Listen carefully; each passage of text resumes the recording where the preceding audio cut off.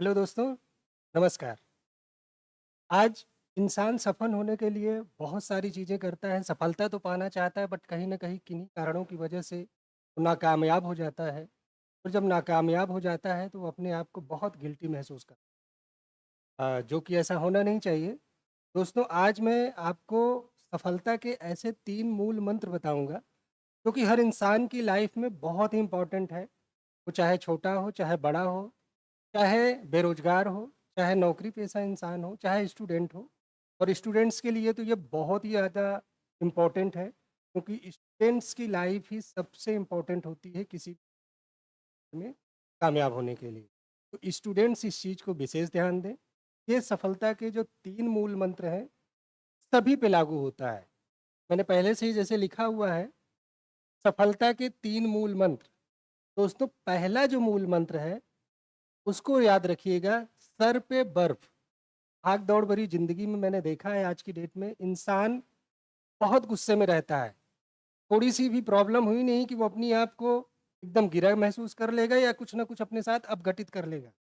जीवन बहुत अमूल्य है, इसकी मूल्य समझें। पहला जो वर्ड है वो है सर पे बर्फ और दूसरा सबसे इम्पोर्टेंट है मुँह में शक्कर। अभी इनके बारे में मैं आपको ब्रीफ करके बताऊँगा, कैसे क्या इसका मतलब है। और जो तीसरा है वो तो सबसे ज़्यादा इम्पोर्टेंट है, पैर में चक्कर। यानी पहला है सर पे बर्फ, दूसरा है मुँह में शक्कर और तीसरा है दोस्तों पैर में चक्कर।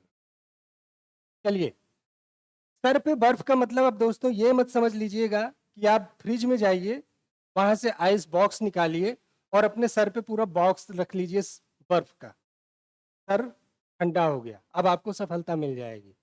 इट्स अ जोक, ऐसा नहीं है। सर पे बर्फ का मतलब है दोस्तों अपने आप को बहुत ही ज़्यादा कूल रखना है, अपनी बाड़ी पे नियंत्रित रखना है, बहुत ही संयम के साथ कॉन्संट्रेट करके अपने वर्क पे फोकस करना है, अपनी पढ़ाई पे, ठीक है? तो हमेशा अपने सर को एज़ जैसे बर्फ ठंडा होता है, वैसे ही सर पे बर्फ का इसीलिए बर्फ कहा गया है।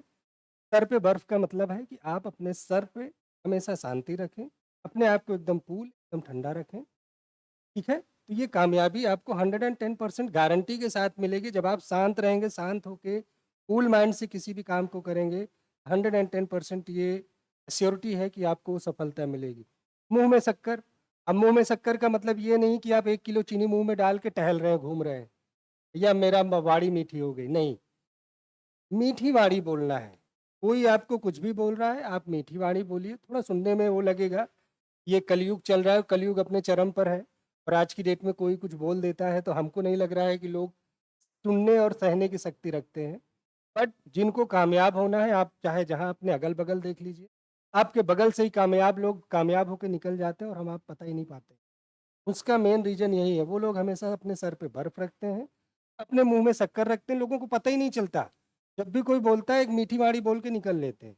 हमेशा अपनी वाणी में मुँह में शक्कर का मतलब है अपनी वाणी में मिठास रखें।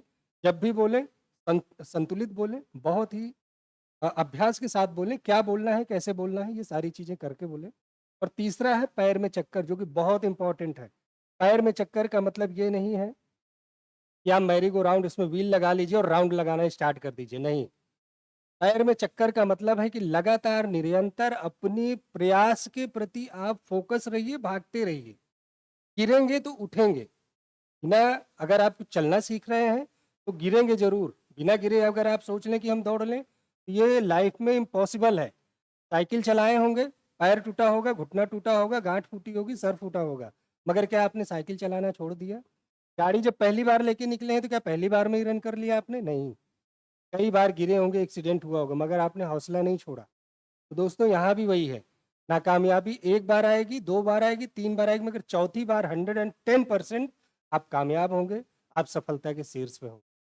तो यही मेरे सफलता के 3 मूल मंत्र हैं दोस्तों, सर पे बर्फ, मुँह में शक्कर और पैर में चक्कर। यानी अपनी वाणी अपने सर पे कूल माइंड होकर, अपने मुँह में यानी अपनी वाणी में मिठास रखकर, अपने किसी भी कर्म के प्रति लगातार निरंतर प्रयास करिए, 110% गारंटी है कि आप सफल हो जाएँगे। बाकी इन्हीं सब अपने मूल मंत्र के साथ मैं ओम प्रकाश अपनी वाणी को विराम देता हूँ।